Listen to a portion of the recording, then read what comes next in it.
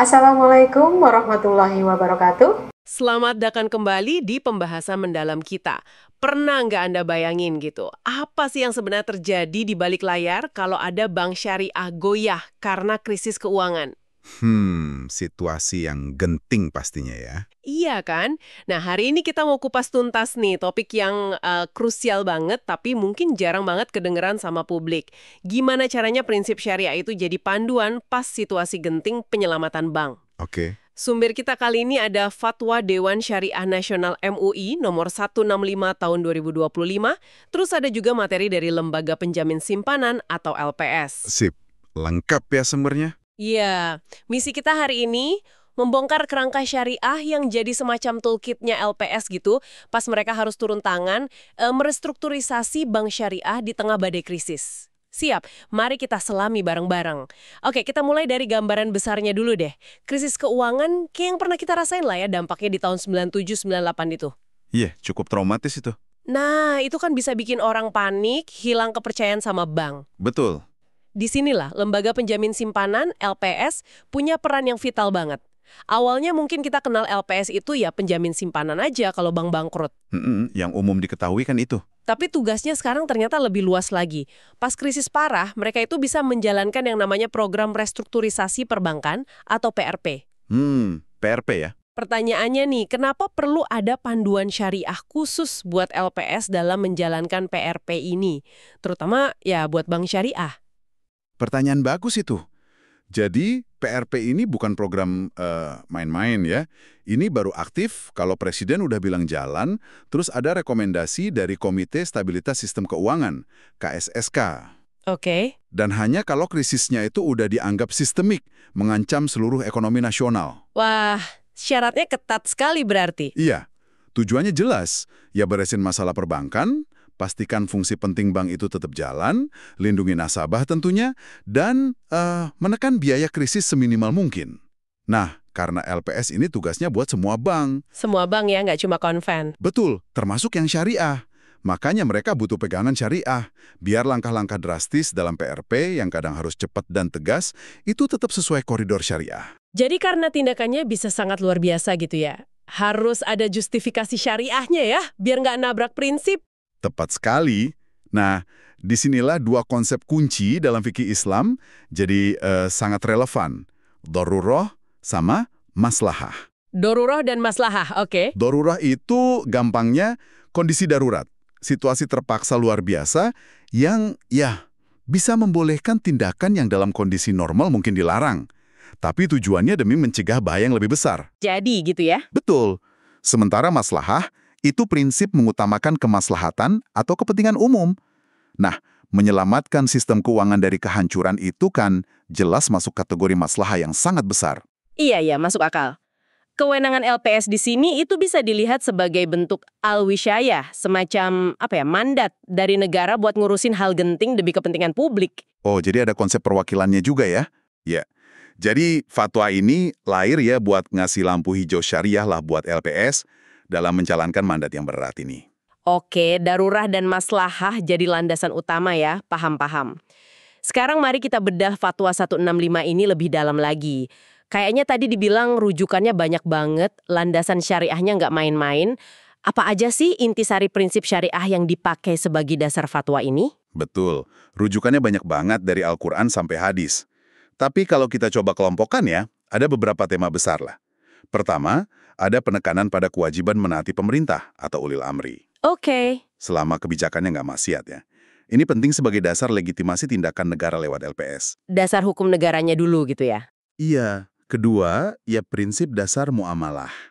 Kayak pentingnya memenuhi akad atau janji, terus larangan makan harta secara batil, anjuran tolong-menolong dalam kebaikan, ini jadi rambu-rambu umum dalam setiap transaksi nantinya. Itu prinsip umumnya ya?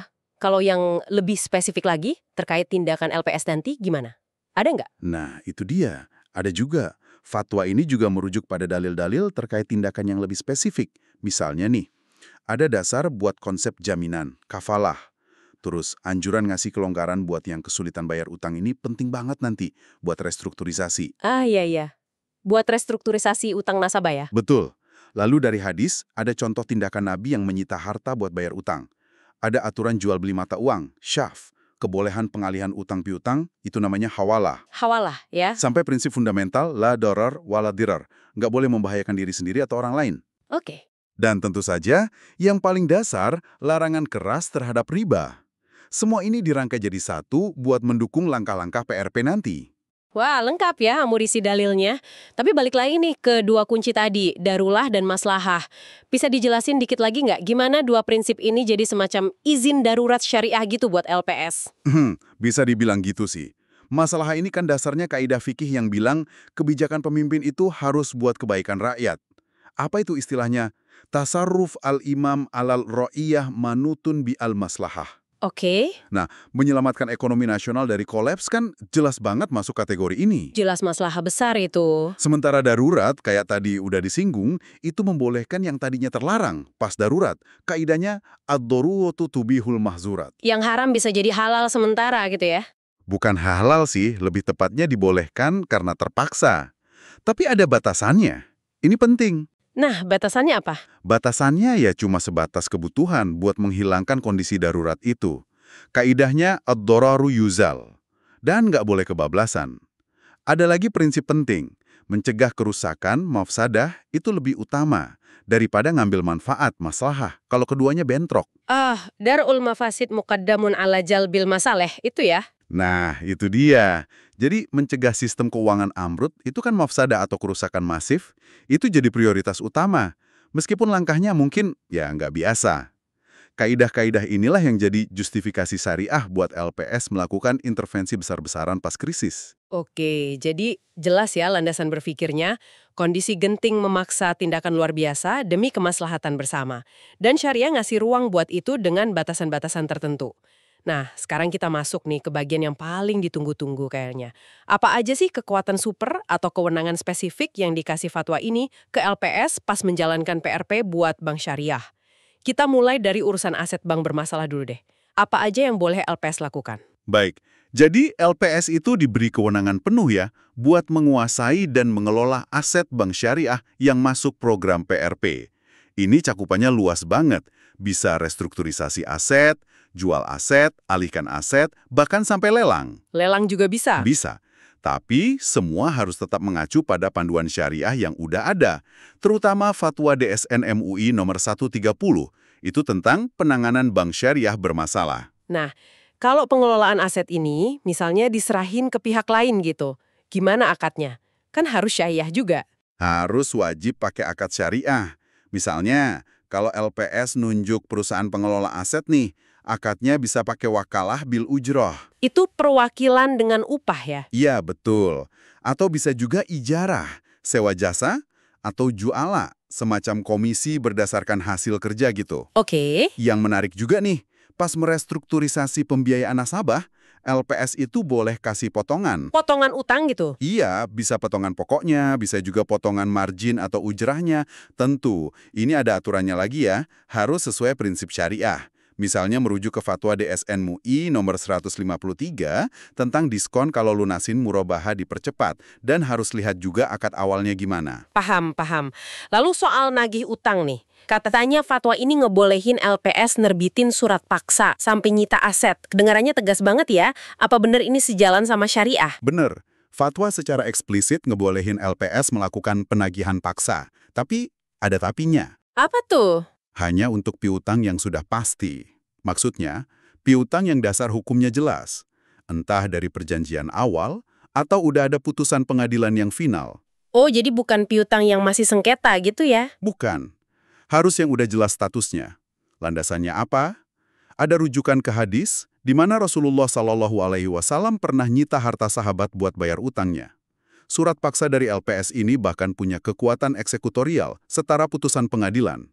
Wow. Kalau debiturnya bandel, ya LPS bisa nyita agunan atau aset lainnya. Tapi ada batasannya kan ya? Nggak bisa semena-mena dong. Tentu saja. Kuncinya, semua tindakan ini nggak boleh nabrak aturan hukum yang berlaku dan wajib jaga prinsip syariah, terutama keadilan, adil, dan nggak nimbulin kerugian, doror, yang nggak perlu buat debitur. Oke. Jadi ini bukan cek kosong ya, tetap ada rambu-rambunya. Sip. Oke, masuk ke isu yang agak panas nih, bail-in. Mengubah utang bank jadi modal buat nyelamatin bank itu sendiri. Ini kan praktek modern ya, gimana pandangan syariahnya menurut fatwa ini? Nah, bail-in ini emang salah satu alat penting ya di kotak perkakas regulator global buat nanganin bank gagal. Definisinya yaitu tadi, mengubah utang bank ke kreditur tertentu jadi modal atau ekuitas bank. Fatwa 165 bilang bail-in ini boleh dilakukan buat bank syariah dalam konteks PRP. Boleh ya. Justifikasinya apa lagi nih? Lagi-lagi, darurat syariah, kondisi darurat syariah akibat krisis sistemik dan demi kemaslahatan umum. Itu justifikasi utamanya. Berlaku buat semua jenis utang bank gitu? Termasuk utang dari sukuk? Kan banyak tuh bank syariah norbitin sukuk.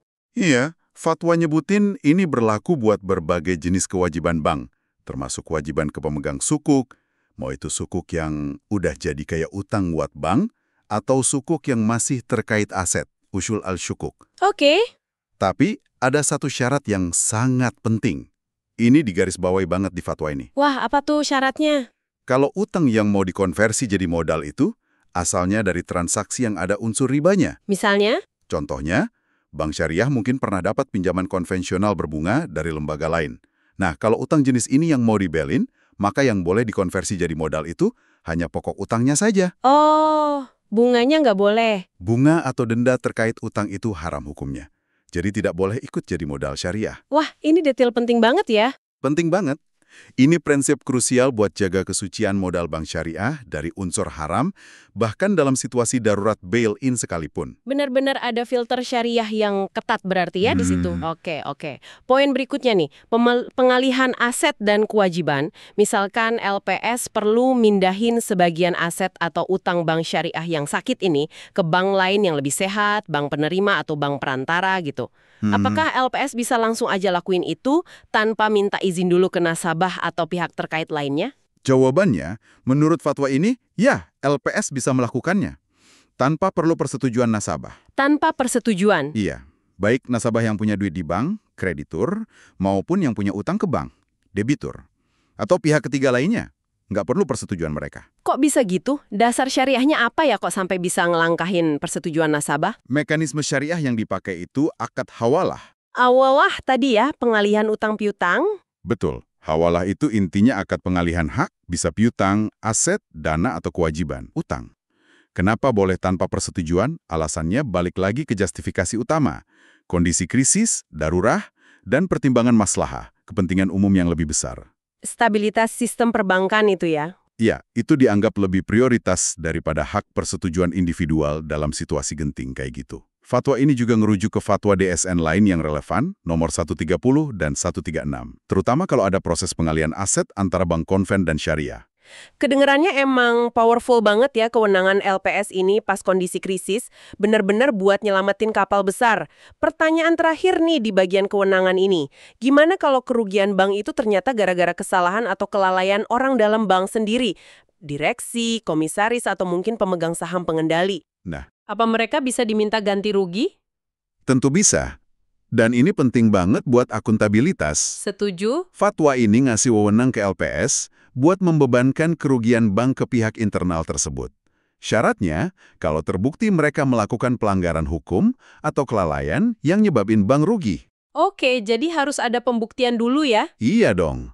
Prinsip syariahnya itu namanya tauhid, ganti rugi. Fatwa merujuk pada fatwa DSN MUI nomor 43 tentang tauhid dan nomor 129 tentang ganti rugi biaya real akibat wan prestasi. Jadi, jelas ada mekanismenya buat minta pertanggungjawaban dari pihak-pihak yang bermasalah di internal bank itu. Jadi kalau kita rangkum nih ya, Fatwa 165 ini kayak ngasih peta jalan syariah yang detail banget ya buat LPS ketika mereka harus beraksi di tengah krisis perbankan syariah. Iya. Mencoba nyimbangin antara kebutuhan darurat buat nyelamatin sistem sama keharusan buat tetap patuh pada prinsip Islam. Bukan tugas yang gampang pastinya ini. Betul sekali. Ini nunjukin gimana fikih Islam itu bisa dinamis ya, bisa adaptif ngadepin kompleksitas dunia keuangan modern. Fokusnya jelas, minimalkan kerusakan atau mudarat, maksimalkan kebaikan umum atau maslahah, tapi tetap dalam bingkai syariah. Iya, Kita lihat kan tadi gimana konsep klasik kayak darurah maslahah terus mandat negara atau wilayah digabungin sama aplikasi akad-akad kayak hawala wakalah, bahkan ngasih justifikasi syariah buat alat modern kayak buy-in. Semuanya diramu dengan hati-hati buat konteks PRP ini. Ini sebuah istiadat kontemporer menurut saya. bagi Anda yang nyimak nih ya, ini bukan sekedar aturan teknis buat LPS aja loh. Betul. Ini cerminan gimana prinsip Islam itu berusaha hadir, ngasih solusi di tengah situasi paling sulit sekalipun dalam sistem keuangan kita. Nah, sebagai penutup nih, ada satu pemikiran yang mungkin menarik buat Anda renungkan. Fatwa ini kan fokusnya pada lembaga besar ya, LPS, nangani krisis skala nasional. Ya, level makro ya. Betul.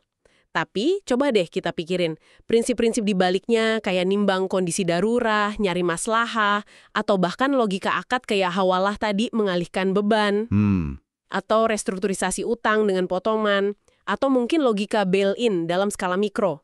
Misalnya ngubah piutang jadi modal di usaha temen yang lagi kesulitan gitu. Oh, menarik itu. Nah, apakah prinsip-prinsip ini bisa jadi inspirasi atau panduan buat kita sebagai individu atau pebisnis muslim pas ngadepin kesulitan finansial pribadi di luar konteks krisis negara? Bisa jadi bahan renungan yang bagus itu. Mungkin ini bisa jadi bahan refleksi kita bersama ya. Terima kasih sudah menyimak pembahasan mendalam kita kali ini. Semoga kupasan tentang fatwa DSN MUI 165 ini ngasih Anda perspektif dan pemahaman baru ya. Sama-sama, semoga bermanfaat. Sampai jumpa di pembahasan menarik lainnya di The Deep Dive.